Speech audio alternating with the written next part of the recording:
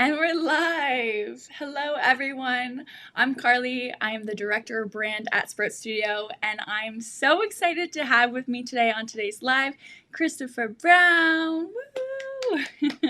Oh, I guess I have to look this way. Chris, can you introduce yourself to our Sprout community? Hi, everyone. My name is Christopher Brown.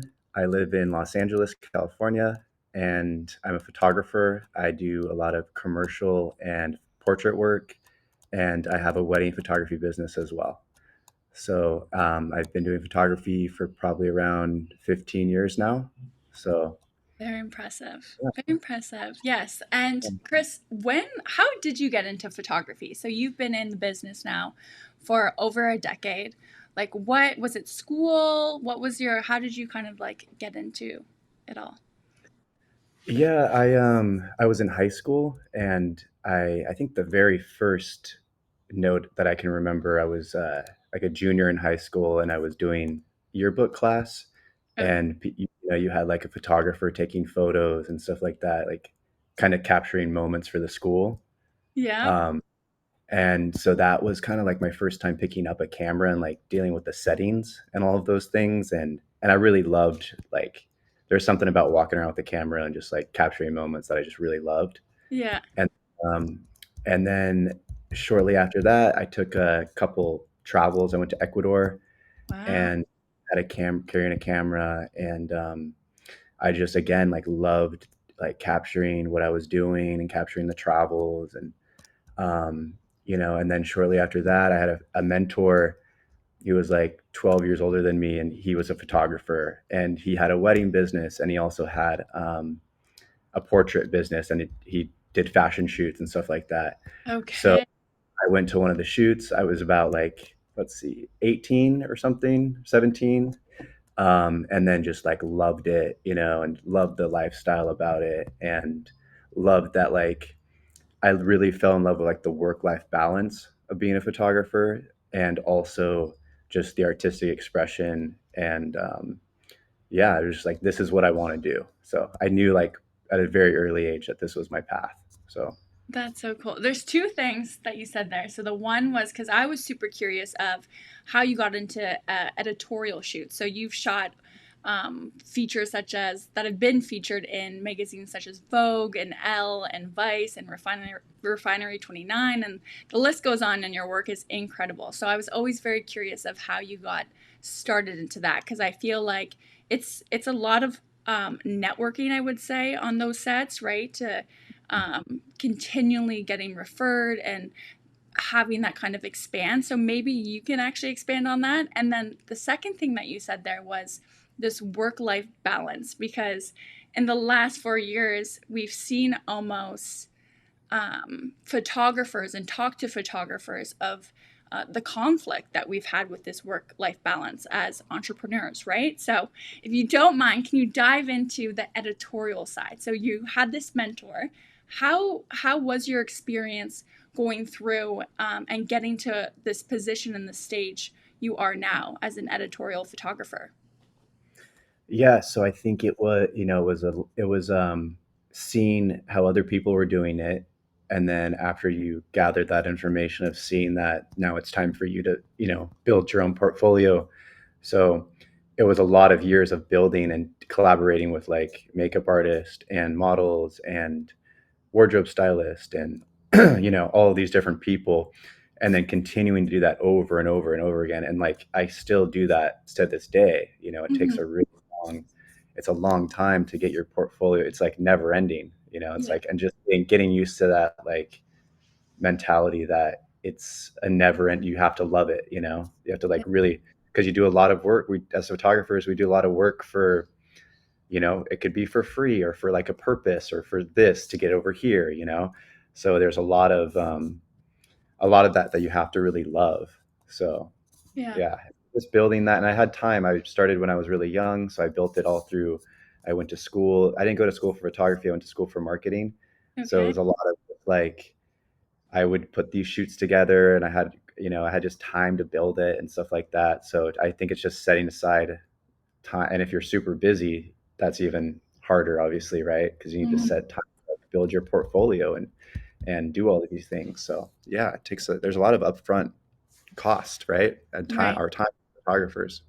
Huge. And I feel like, speaking of time, I feel like, and you can correct me if I'm wrong, I'm assuming you're scheduling time for these passion projects. So giving yourself the ability to work with makeup artists, work with wardrobe stylists, and build that portfolio.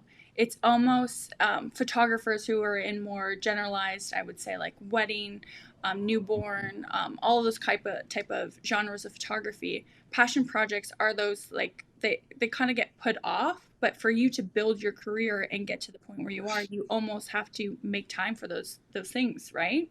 Mm. Right. Yeah, absolutely. Yeah. And even for like the wedding stuff too, I remember I shot my first wedding when I was like 18 as well.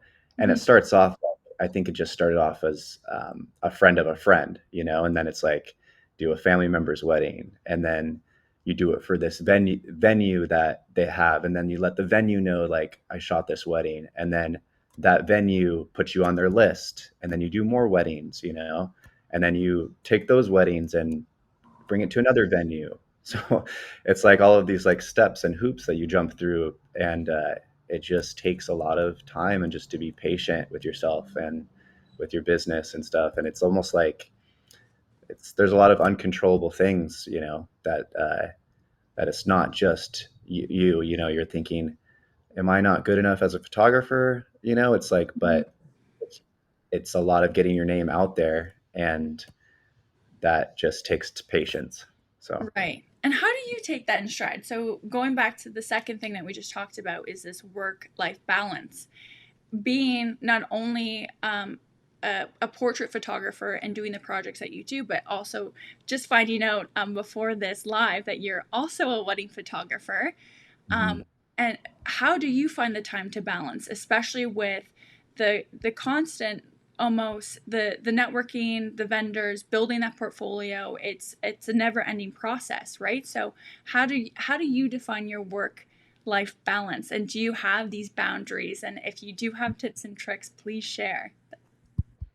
Yeah. So I mean, it's at first you think it creates all this time and work life balance, but then you get sucked into it, and you're like, constantly checking your email and checking social media, and it's like you're just, when's the next inquiry coming in, or stuff like that. So I've set up some boundaries. Not I don't always follow through with them, Mhm. but I check my email 3 times a day. Like I check it in the morning, afternoon, and at 5, and then try not to check it after that. Yeah. Um, and usually you don't need to check things that often, and to just like, but that takes so much discipline, and we have that ability. We don't always use it. It's there, Mhm. like photographers, we can make good money, and that creates a good work life balance if you have these structures in place, Right. right? So, and when it comes to, I just hired an assistant to help me with, day to day tasks and stuff like that, and like a couple like social media things, or switching email from like Outlook to Gmail, like those kind of tasks that it's just like so draining, So Yeah. it's really, if you're, after you get to a certain point, you definitely want to like delegate some stuff too, if you can, Yeah. um, and have your life back a little bit. So. Yeah, totally. We, Brian, our CEO, he and the growth team here at Sprout, we created, it was last year, the Winning Week formula. And in that, there's a matrix that we created. It's actually based off a matrix from based in psychology, but essentially it's called the D matrix. And one of those quadrants is delegate, right? So if your time is better well spent making money or giving you time with your family, if you, those, we also call them big rocks, if those are your big rocks with your career, with your life, etc., and you can delegate something else and it won't take that energy, that cost away, then why not, right? Especially if you're getting buried in that. And you almost mentioned the discipline aspect. So that's awesome. That's a great piece of advice. I love that. I want to get into the creative side. So this whole live is called balancing art, the artistic approach, I would say, with the business side of photography, and those are always kind of at heads. What's interesting about you, though, is that you have this really exciting way to unleash creativity through your editorial shoots, through your portrait shoots, and then you also have wedding shoots. And we were kind of talking about this before, and I like that you corrected me. So maybe you can kind of like narrate through that. That with wedding photography or the other kind of generalized photography, there's almost like a checkbox, right? Like with clients, I want this kind of shot. It's going to be like this. They're pretty much weddings are structured the same. Whereas you can go to a shoot and it can be out of the box XYZ. So take me through that of how you're able to approach both of these sides, both of these genres with the different type of creativity that you have. Hmm. Yeah, so I mean, before any of these shoots happen, I really feel like the more that you prepare and Mhm. you can plan before the shoot takes place, the better, the more confident you are going into the shoot, and the more you can deal with all these different aspects, So, because there's a lot of like uncontrollable things that happen. You don't necessarily always know the weather, but if you can have lighting ready, or if you can scout a location before, you know, um, to know what you're going to do. And if you could also like have some poses ready, try to cover as much ground as you can. And then not everything is up to you all the time to do.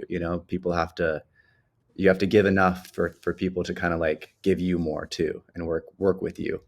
So I think it's just the more prepared you are, the better. Go through, share that with the other person, whether it's like a client or a wedding couple. They're both, that is your client, right? So just have them prepare them too. Show them examples.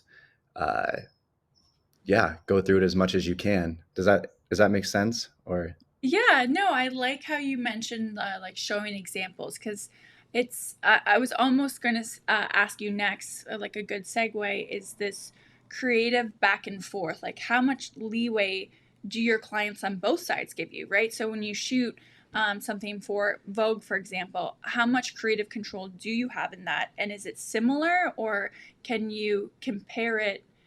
Can you compare it similarly with the weddings that you shoot, right? yeah, yeah, yeah. I think there's always like a framework and a structure for what you want to accomplish.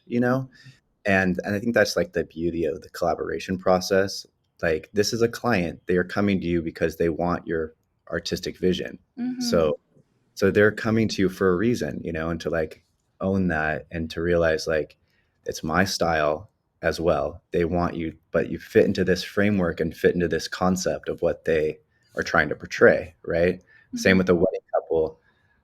We're getting married here. We like your style. We know that you can make our wedding photos beautiful. So you do have a lot of freedom in that. But the constraint is we want you to be ready for these. We want you to be ready for the kiss. We want you to be ready for the first dance. And like you have, and to get like some of the safe shots and then also experiment with yourself. Mm-hmm. And once you get that like safe shot or like that, um, what you need to try to get something else that's a little bit different. And that's how we grow as photographers. So if you have a flash on, shoot some with flash, take the flash off, bring your f-stop down, bring it up, bring your shutter, like all these different like little tools we can experiment. When I first started doing wedding photography, I used to always bring the f-stop to like 2.8, or 2.0, and just like blur out the background. Yeah. And now it's really nice to like find situations where you can bring the f-stop to like 10 and have everything in focus, and just like have Yeah. this beautiful frame. So I think those are some things to just like you can deal with, and there's rules, and then you can go outside the rules. It's okay.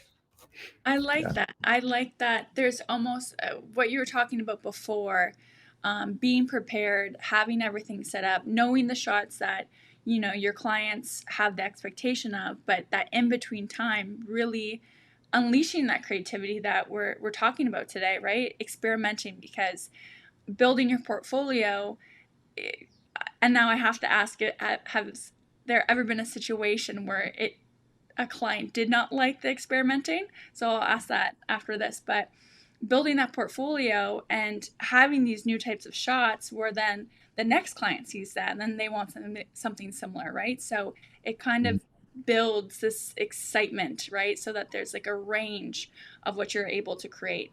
But back to my question, has there ever been a time where a client, we know we've done something completely out of the realm and had this crazy idea, and where they weren't met with expectations, and how did you handle that? Yeah. So before in my like when I was first starting out, I would run into these problems a lot too, and like not allocating. A lot of it was not based on going outside the box. It was mostly based on like not having enough time or, Mm, not shooting at the right time of day or like all of these things that could have been avoided if you just would have like explained a little bit more up front, and like had a conversation. So I think if you're worried about not expressing yourself creatively, then you need to talk to the client more and say like, is there room for this? And if there's not room for it, then maybe that's not your client, or maybe if you're not willing to sacrifice and be in those constraints, then maybe that's not the client for you. So I think a lot of all this thing could be avoided if you just communicate a little bit more, and then like these things come up that are really uncontrollable, like the sun is too bright, and I don't have things to handle that and to learn from it. So yeah. I like that advice. That's good advice. It's reassuring too, and it keeps your integrity, right, as a photographer and with the craft. So I love that. Mm. My next question, and I have to bring it in to this, of course, is a little nod to Sprout. And so, obviously, technology is a significant role in both the artistry of photography and the business side. So, talk to me about the programs that you use. I know that you use Sprout. If you want to mention anything else, feel free to share. Would love to hear what you have to say. Yeah. Yeah. So I started using Sprout, I think it was 2 years ago, 2.5 years ago, something like that. And I was really struggling with like invoicing and booking proposals and like what to price things at. And um, I mean, the business side is so important. And it was like really hurting my creativity. Uh, and it was just like you want everything to be in place so your creativity can shine. Like I don't even think about Mm, uh, all of those things anymore because it's handled by Sprout, like, and it's the best because it's specifically for photographers too. So it's like everything is just streamlined. I have two brands separate. I have my wedding brand and then my commercial portrait, and those are separate. And like, it's so amazing. And I think I love like the booking proposal one. And because it just like, has you never have to second guess, is the client going to pay me do I have to ask them to pay me PayPal, Zelle, Venmo, check, credit card? They have all of those options there, and there's never even a discussion about it. It's already set up, mm-hmm. and that is the most like rewarding thing, is just to send it out and that you receive it back. You just receive a deposit. You're like, oh, I got my deposit for my shoot. We're good. Yeah. You don't ask the client, is the deposit, did you get my deposit? Or, um, and I've never had a problem with any clients paying, because I get a deposit, and then before the shoot starts, I get the remaining balance. Sprout sends it out automatically. So in 2 years, I have not struggled once with getting paid. It has been amazing. I hear these horror stories of photographers like, I didn't get money, I didn't get like, Mm-hmm. but if you have these systems in place, there's no question about it. It's amazing. So I love thank what you said about, yeah, of course, of course. I love what you said about, let being able to let your creativity shine, because these business, almost like administrational things that we have to do in our business. So send the invoices, send the contracts. It's kind of like this the I don't know. I don't want to say like dark side of photography, but it's like almost when you become a photographer, you don't become a photographer for those things. You don't want to sit down and have to think, oh, I need to write a contract and then I need to send it to a lawyer to make sure like everything gets approved. Then I have to somehow send it back and forth with signatures. It gets overly complicated. And like you said, takes away the time that you could be spending on your photography, on your craft. So I love I love that like juxtaposition that you just said with that business side that's not like the fun side. It's not the bright, exciting side that kind of weighs down the thing that you love to do. So that's awesome. Right. And Yeah. it's really cool. I want to add that just like it's it's set up in a beautiful way too. You know, it's not this long, boring that it reflects you. You could reflect it as a photographer, as a creative. And they appreciate that as well. That encourages them to take the next step into booking, you know, and seeing that. So Yeah, yeah. yeah. I our front end side, everything, our programmers and Brian who works with our development team every single day.